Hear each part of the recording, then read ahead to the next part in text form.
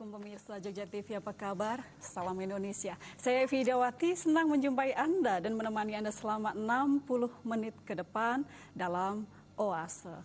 Pemirsa, air adalah sumber kehidupan. Setiap makhluk yang hidup di dunia pasti sangat membutuhkannya. Kekuatan air bisa meluluh lantakkan, tetapi air juga bisa memberikan penghidupan. Ada rahasia apa di balik itu? Seperti biasa, kami mengundang tamu Bapak Roni, pengusaha lembaga keuangan, dan juga Gus Muhammad Basis yang akan berbincang-bincang tentang rahasia air untuk penyembuhan. Anda bisa berinteraksi dengan kami nanti pemirsa di nomor 451-666-451-777 pada sesi kedua dan ketiga. Kami menyediakan hadiah untuk Anda jika Anda berdialog, sharing, dan juga memberikan pendapat Anda kepada kami. Hadiah dipersembahkan oleh Bakti Nusantara. Kami menunggu Anda. Pemirsa, baiklah kita temui saja Gus Muhammad Basis. Menarik sekali ini Gus, rahasia air untuk penyembuhan. Gus Muhammad Basis bisa bercerita soal itu. Ya, terima kasih Mbak Evi dan para pemirsa Jogja TV yang semoga pada sore ini para pemirsa dalam kondisi yang fit, kondisi yang fresh, dan kondisi yang selalu banyak rezeki dan seterusnya. Para pemirsa, bahwa tadi dikatakan oleh Mbak Evi tentang air bisa mendatangkan bahaya. Dengan air ada banjir, ada tsunami, ada air bah, air rob, dan seterusnya. Itu wilayah lain yang akan kita bicarakan malam ini. Kita bahas malam ini adalah rahasia air untuk penyembuhan.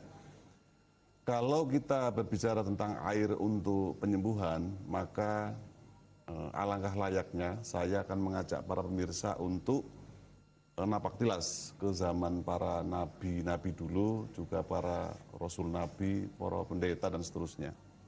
Jadi kalau kita mau bicara secara kultur nubuah ya, secara nur kenabian, bahwa dari Nabi Adam ya sampai sekarang ini, bahkan mungkin sampai kiamat nanti, yang namanya air itu bisa untuk terapi, Mbak Evi, bisa untuk pengobatan, bisa untuk terapi, bisa untuk menyembuhkan berbagai hal. Namun kalau kita berbicara air, maka satu hal yang harus kita ingat adalah, saya mohon kepada para pemirsa untuk jangan stigmatik dulu, untuk jangan a priori dulu, untuk jangan berprasangka buruk terhadap air untuk penyembuhan. Karena kalau hal ini terjadi, maka para pemirsa dan siapapun yang mungkin melihat saya bicara sekarang ini akan mengklaim saya, akan mencap saya sebagai dukun. Nah ini, karena kalau kita amati bahwa kalau kita melihat di sinetron atau bioskop itu, kebanyakan para dukun kalau menyembuhkan orang dengan air. Jadi mohon itu dibuang dulu. Jadi kita beroase, kita bersharing ya, kita bersambung rasa untuk mengungkap, untuk menguak rahasia air. Para pemirsa, jadi sejak Nabi Adam, juga Nabi Ibrahim, juga Nabi Musa, Nabi Shu'aib, Nabi Isa, juga Nabi Muhammad, juga para sahabatnya, tabi'in, juga para wali, para kiai, para pendeta, dan sampai sekarang banyak menggunakan air untuk penyembuhan. Nah, aneh bin ajaib, jadi rahasia air ini sesungguhnya pertama kali ditemukan itu pada abad 21, dan yang menemukan bukan dukun, Mbak Evi, pemirsa. Yang menemukan rahasia air, yang mengungkap secara ilmiah, secara rasional dengan mikroskop elektron itu bukan dukun, bukan paranormal, dan juga bukan orang Islam. Anehnya itu, beliau adalah Profesor Dr. Masaru Emoto dari Jepang. Beliau berhasil menemukan bahwa air ternyata mampu atau bisa berbicara dengan hati kita, air bisa berbicara dengan rasa manusia, air bisa berbicara dengan alam semesta. Jadi air juga punya getaran mikrokosmos, di mana getaran mikrokosmos dalam air itu mampu berkomunikasi secara spiritual dengan dimensi makrokosmos. Ini tahap awal ini dulu, Mbak Evi, kita lanjutkan. Iya, kalau langsung ke Pak Roni ini. Roni, monggo menjelaskan. Pak Roni kalau Pak Roni sendiri sudah berapa lama menjadi menggeluti dunia air ini? Terima kasih. Assalamualaikum para pemirsa Jogja TV, Mbak Evi, Gusmo. Jadi saya adalah salah satu manusia, salah satu orang yang percaya bahwa air bisa dimanfaatkan untuk terapi, sebagaimana yang disampaikan oleh Gusmo. Dan ini memang sudah saya buktikan, sudah saya lakukan berkali-kali, bahkan setiap hari saya melakukan itu, bahwa air adalah suatu energi, suatu zat yang bisa dimanfaatkan untuk terapis ya.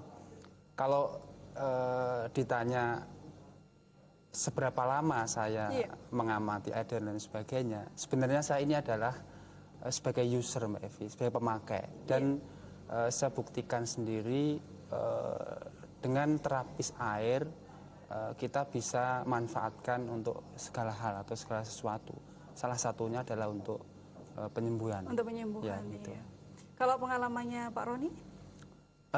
Kebetulan menyembuhkan semuanya atau iya, jadi pengalaman yang sudah saya alami, iya. kebetulan aktivitas saya sehari-hari adalah saya menggeluti dunia keuangan, di mana dunia keuangan itu penuh dengan satu konsentrasi, penuh dengan stressing dan lain sebagainya, sehingga setiap pagi saya berusaha untuk memanfaatkan air ini untuk terapi saya agar supaya otak saya, agar supaya pikiran saya menjadi fresh. Tapi kuncinya sebagaimana yang disampaikan oleh Gusmo itu adalah kita berprasangka positif. Itu yang pertama. Kemudian yang kedua, pernah beberapa kali anggota keluarga gitu kan mengalami sakit, baik yang ringan, ya terutama yang ringan dan berat itu kita coba menggunakan atau memanfaatkan air ini sebagai sarana penyembuhan, dan alhamdulillah itu bisa bermanfaat gitu.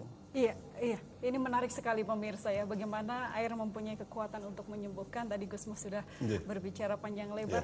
Bagaimana metodenya ya, bagaimana metodenya dan caranya seperti apa? Apakah air bisa menyembuhkan semua penyakit pemirsa? Anda bisa menelepon ke kami di nomor 4516666451777. Anda bisa bertanya kepada Gus Muhammad Basis dan juga kepada Bapak Roni, bertukar pengalaman ya, kemudian sharing, berdialog. Kami menyediakan hadiah untuk Anda yang dipersembahkan oleh Bakti Nusantara. Kami menunggu Anda pemirsa, jangan kemana-mana, tetaplah di Oase.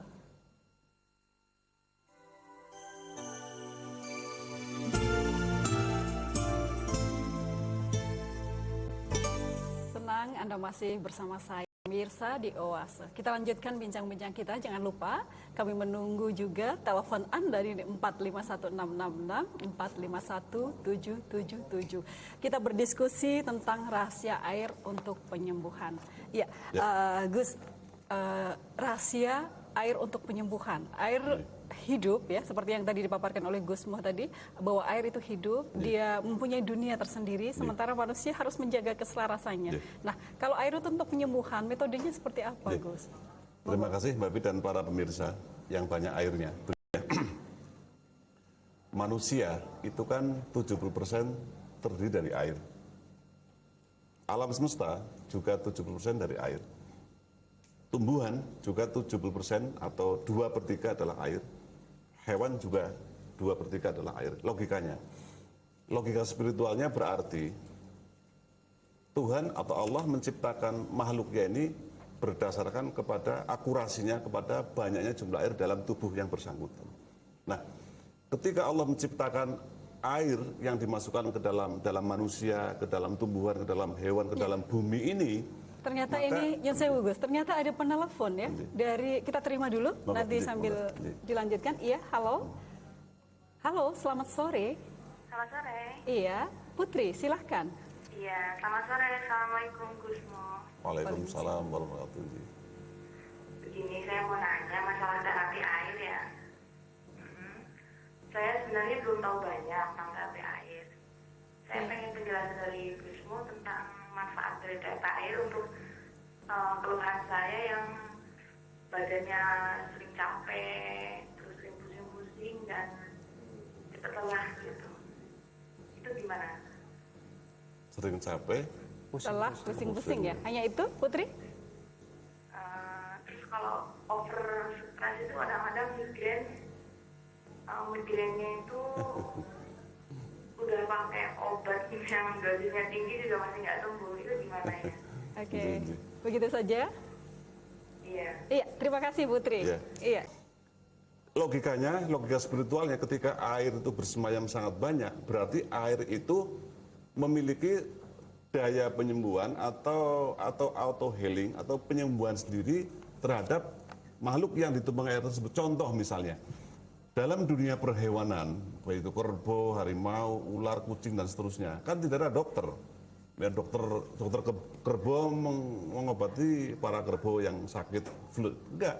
Semua hewan itu sembuh sendiri. Jadi dokter hewan kan baru-baru ini ada abad 19 seterusnya. Jadi itu rahasia Tuhan. Nah, logika spiritual bahwa para makhluk itu sembuh sendiri sesungguhnya karena air dalam makhluk tersebut bekerja sendiri.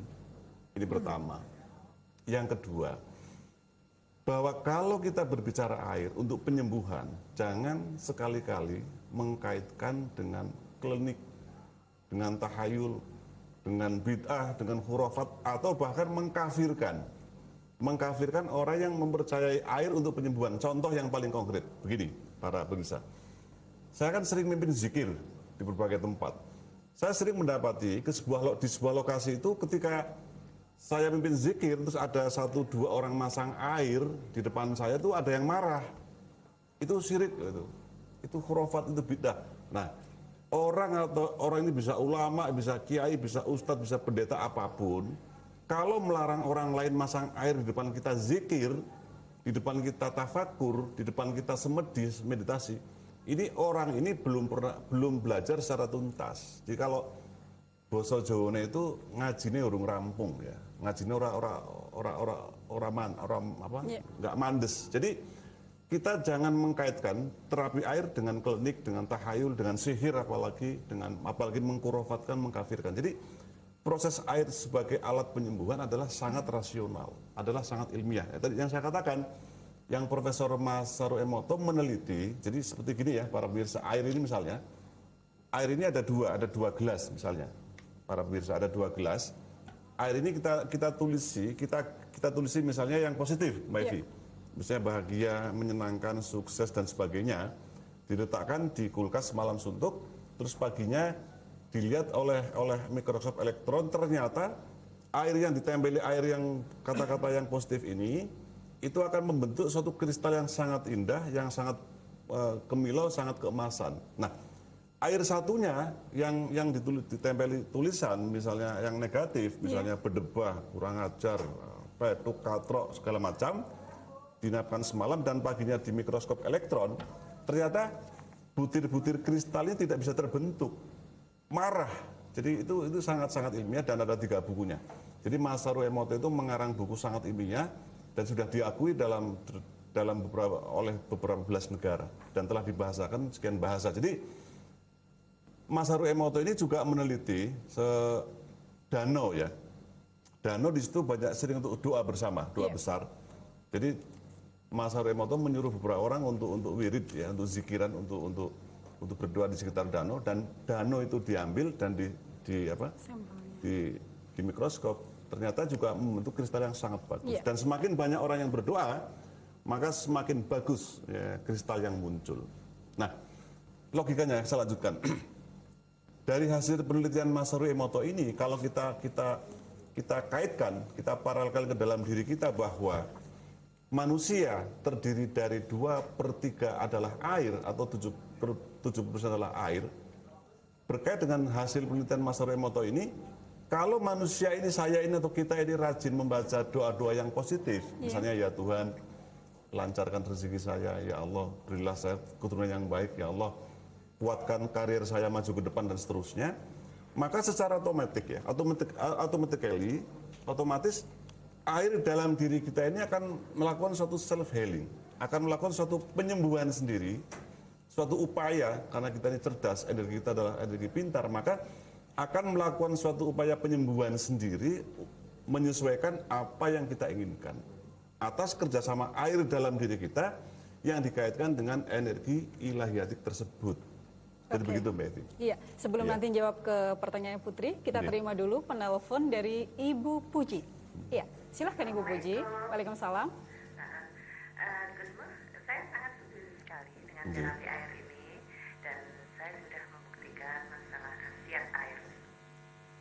Dan tadi katanya ada orang yang tidak setuju murni kayak gitu, berarti dia nggak bisa mensyukuri. Padahal apapun yang diciptakan oleh Allah di sekitar kita itu bisa digunakan untuk dalam penyembuhan. Leres Bu Puji. Iya, Iya. itu sekian aja. Oh gitu, iya. Terima kasih Bu Puji. Iya, iya. Assalamualaikum. Waalaikumsalam. Monggo, Gus mau menjawab pertanyaannya Putri. Ini saya lanjutkan. Iya. Jadi kembali ke Mbak Putri, Putri yang ada gangguan pada air tubuhnya ya. Jadi siapapun manusia kita ya, ketika kita merasakan sakit, entah itu flu, entah itu mules, entah itu mencret, entah itu segala macam, itu ada ketidakseimbangan energi. Qi, ya, Qi dalam diri kita kan ada Qi, ada energi panas, energi dingin, ya, ada yin yang namanya. Itu perlu seimbang. Ketika kita pusing, migrain dan seterusnya, terus kita berobat segala macam obat nggak sembuh-sembuh, berarti itu bukan penyakit biasa. Seluruh penyakit itu merupakan buah dari perbuatan kita sendiri. Pertama, yang kedua, seluruh penyakit pasti ada obatnya kecuali kematian. Dan yang ketiga, Iya. penyakit obat itu biasanya akan simetris dengan sumbernya. Contoh misalnya, ini saya akan menjelaskan Mbak Putri ya, bahwa kepiting itu kan jelas kolesterolnya sangat tinggi, juga bisa asam uratnya sangat tinggi, bisa menyebabkan kolesterol tinggi, asam urat tinggi. Ternyata bahwa yang kita minum obatnya adalah apa Mbak Evi dan para pemirsa? Itu kan cangkangnya. Cangkangnya diremuk ya, diremuk terus dimasukkan kapsul, itu menyembuhkan kolesterol dan asam urat. Terus Imam Al-Ghazali mengatakan bahwa kalau seekor lalat nemplok di cangkir kita, di teh kita, maka satu sayap itu kena teh, maka harus satu sayapnya lagi tenggelamkan sekalian. Kita minum nggak apa-apa. Karena dalam satu ekor lalat, itu yang kiri itu adalah racunnya, yang kanan itu penyembuhnya. Ini banyak orang tidak tahu. Nah, kembali ke air, ke Mbak Putri tadi bahwa untuk bisa menyembuhkan migrain yang nggak sembuh-sembuh atau mungkin stres segala macam, ya menurut saya setiap akan tidur ambil segelas air, bacakan doa yang paling dimantepi. Bisa Al-Fatihah, bisa Al-Ikhlas, bisa Ayat Kursi, atau doa menurut agamanya masing-masing dan dia minta ke Tuhan langsung apa hajatnya untuk kesembuhan, tapi rutin, minimal 7 malam berturut-turut. Nah, ketika Mbak Putri ini mengafirmasi atau misalnya berkomunikasi secara batin, secara spiritual dengan air ini, sebenarnya oleh takdir Tuhan, yang kemarin saya bahas minggu lalu takdir, air akan ada take and give pada kita, akan ada getaran secara mikrokosmos dalam air tersebut yang sudah dibuat oleh Tuhan dari sononya. Maka air ini yang telah menampung getaran batin kita sebagai getaran batin mikrokosmos, yang ketika kita berdoa ada getaran ke alam makrokosmos, itu akan masuk ke air atas izin Tuhan, masuk ke air, dan itu menyembuhkan kita ketika kita minum tapi rutin.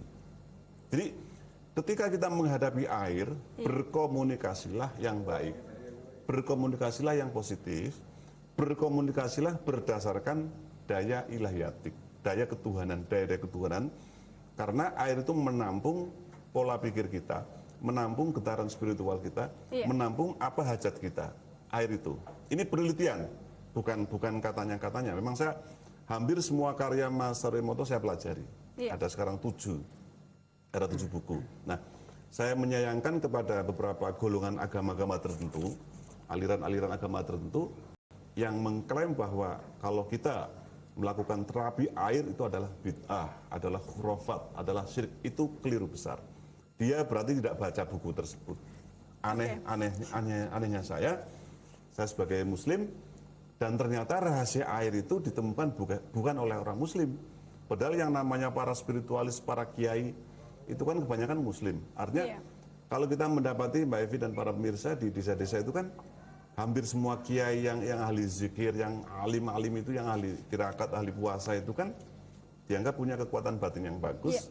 Dan para kiai itu kan menterapi para tamunya dengan air segelas air putih dibacakan doa. Saya juga Mbak Evi bawa pendulum sama bawa alat deteksi prana untuk mendeteksi bahwa apakah air itu memang bisa diprogram. Jadi namanya programming. Memprogram agar air itu punya energi dengan cara-cara yang tidak klinik, cara-cara yang tidak sihir, yang tidak khurafat, berdasarkan secara agama kita masing-masing dan secara rasional ilmiah dan spiritual. Begitu Mbak. Bisa ditunjukkan, Agus. Mungkin Tapi ini ada penelpon. Kita terima penelpon terlebih dahulu. Halo. Selamat sore. Assalamualaikum. Waalaikumsalam. Monggo silakan. Iya, ini mau mau ikut partisipasi. Ji, monggo. Memang betul saya sudah membuktikan untuk anak saya kalau pas mau ujian saya berdoa terus saya tiupkan aja ke air terus pastinya saya kasihkan sama anak-anak ya untuk semangat aja juga untuk biar dia ya maksudnya yang biar berhasil biar bisa nilainya bagus. Terus sama kakak saya pernah mondok dia tadinya sama dokter disuruh ini cuci darah karena hidupnya itu. Terus saya ini Mas sekarang anaknya ya terapi air ya itu dicoba gitu saya bilang gitu. Saya ini kalau ini kan mondoknya juga kalau saya pasti saya bawakan air 5 liter ya habis ya Mas. Nanti sore saya bawakan lagi. Sore saya bawakan lagi. Ya alhamdulillah nggak jadi. Amin. Cuci darah itu alhamdulillah itu sekali Pak. Sudah ada Pak. Matur nuwun sangat. Waalaikumsalam. Iya, ini menarik sekali Gus ya. Kalau kita minum air 2,5 liter setiap hari, tapi sebelum nanti ngobrol sama Gusmu, kita ngobrol sama Pak Roni dulu. Apakah benar apa yang dikatakan oleh Gus Muhammad Basis dari pengalaman Pak Roni? Iya, memang dari pengalaman saya, apa yang disampaikan oleh Gusmo benar-benar saya rasakan ya. Iya. Termasuk metode penyembuhan. Kalau saya melihat memang metode penyembuhan dengan sarana air ini sangat sederhana dan bisa kita lakukan dan bisa dilakukan oleh siapa saja ya. Kuncinya adalah bahwa kita percaya bahwa air tersebut mempunyai satu energi, kemudian kita berpikiran positif, kita afirmasi, insya Allah apa yang menjadi hajat kita, insya Allah bisa. Iya, kita terima penelpon dulu. Terima kasih Pak Roni. Ini dari Pak Sawadi di Boyolali. Halo, selamat sore Pak Sawadi, silahkan. Ya, halo. Halo. Oh, ternyata putus ya. Oke. Gus Muhammad Basis ingin menambahkan, tapi kita hanya punya waktu 17 menit sebelum iklan. Monggo. Atau nanti aja. Saya jabarkan tentang ini, tentang pendulum. Tentang pendulum, untuk mendeteksi itu. Oke, nanti saja setelah iklan. Oke. Pemirsa, nanti silakan Anda bergabung dengan kami di 451666, 45177. Tetaplah di Oase.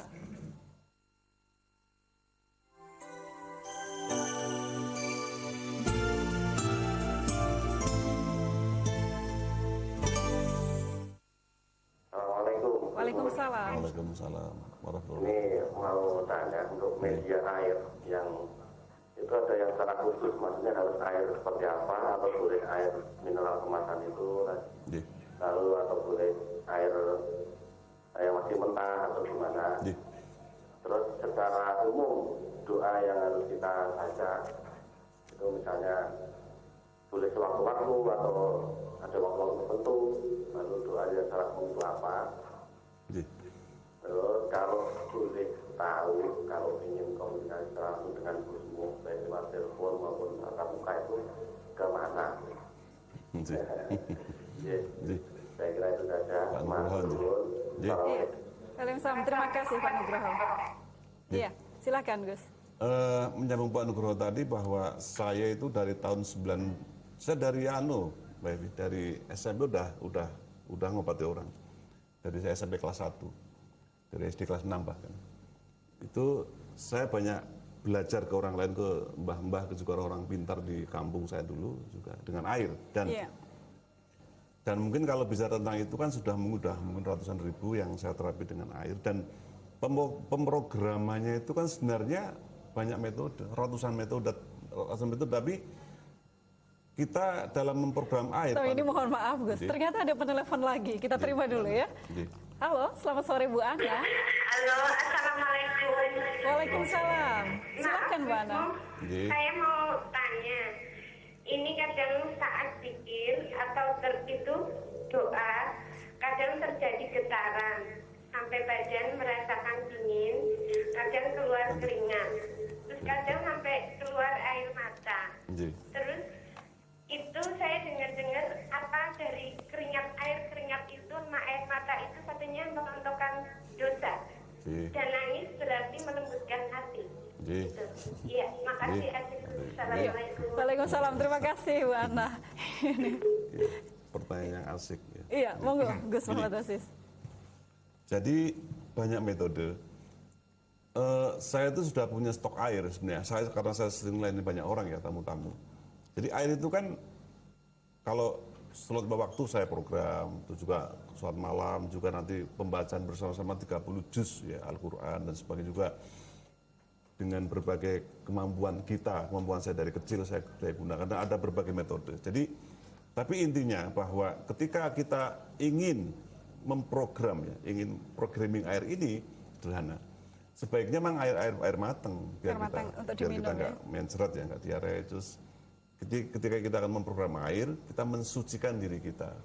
Kalau orang Islam ya wudhu, syukur mandi besar. Kalau dia non Muslim, silahkan dengan cara dia terus langsung kontak ke Tuhan. Jadi ketika kita memprogram air ini tidak boleh ada batas, tidak boleh ada hijab, tidak boleh ada sekat. Yang ada adalah antara saya sebagai makhluk dengan Khalik sebagai Tuhan, sebagai Allah. Jadi komunikasi langsung. Dan ketika kita memprogram air ini, jangan satu butir pasir pun kita tidak boleh punya keraguan. Harus yakin 100%, gembleng-bleng-bleng gitu, gembleng-bleng. Nah, ketika begitu kita memprogram, kita masuk, kita menyatu dengan diri kita, dengan alam semesta, dengan Tuhan dan sebagainya, klek gitu, masuk. Nah, oleh pengalaman ini, kalau kita bicara tentang gaib atau mungkin yang tasawuf ya, sufisme ini ya nggak bisa saya ceritakan di sini. Tapi kita bisa merasakan bahwa program ini berhasil apa tidak. Tapi intinya adalah, ini adalah suatu proses transferring, suatu proses pemindahan energi ilahiyatik dari alam semesta, dari Allah tentunya, mediator saya, begitu. Adapun doanya yang paling afdol ya Pak Nugroho tadi, ya monggo yang paling dimantepi. Semua doa kan positif. Kalau mantep Fatihah ya Fatihah, mantep Al-Ikhlas, mantep ayat kursi, atau berdoa dalam bahasa Jawa atau Indonesia asal kita yakin. Namun ingat bahwa untuk programming air ini yang dibutuhkan adalah suatu kekuatan batin kita. Kekuatan batin itu apa? Tentunya adalah oleh upaya kita yang terus-menerus. Misalnya kalau saya pribadi kan setiap pagi harus tafakur, harus zikir ya, harus semedi 1 jam minimal. Ini kan pengumpulan daya, atau puasa Senin Kemis, atau puasa Daud, atau tirak puasa 7 hari dan sebagainya. Intinya penyucian diri kita. Kita jangan suka ngenyek kepada orang-orang yang puasa yang tirakat, seperti Nabi Muhammad juga di Gua Hiro 40 hari ya. Terus Nabi Musa di Gua Bukit Tursina yang 40 hari. Nabi Daud juga sujud 40 hari kuat ya. Terus Nabi Isa hanya punya pakaian dan sisir serta kaca, nggak punya apa-apa. Dia tirakatnya seumur hidup, sehingga punya kekuatan batin. Jadi kekuatan batin itu dibentuk oleh upaya kita untuk selalu merasa bersatu dengan Tuhan, dekat takarub pada Tuhan. Jadi begitu Mbak. Iya, kalau tadi mungkin bisa dicontohkan pemirsa yang tadi saya mengatakan kepada para pemirsa bahwa untuk mendeteksi bahwa air itu berenergi apa tidak, begini ya. Ini kan ada pendulum ya para pemirsa. Pendulum ini sebenarnya ini kalau kita secara ilmiah rasional itu dikaitkan dengan pengkajian ilmu radiestesia Mbak Evi. Pernah dengar ilmu radiestesia? Ilmu radiestesia itu ilmu getaran, ilmu getaran batin. Jadi begini, kalau kita megang kayak gini ya, terus kita sebagai getaran, sebagai pemilik getar mikrokosmos sebagai batin kita. Ini alam semesta ini kan sebagai getar makrokosmos. Sehingga ada suatu interaksi antara getar mikrokosmos batin kita dengan getar makrokosmos sebagai alam semesta. Alam semesta adalah medan elektromagnetik yang sangat dahsyat buatan Tuhan. Itu ada interaksi sebenarnya. Interaksi kita sebagai mikrokosmos dengan makrokosmos. Nah, ketika kita memerintahkan ini bergerak misalnya, bukan digerakkan begini ya Mbak Evi ya.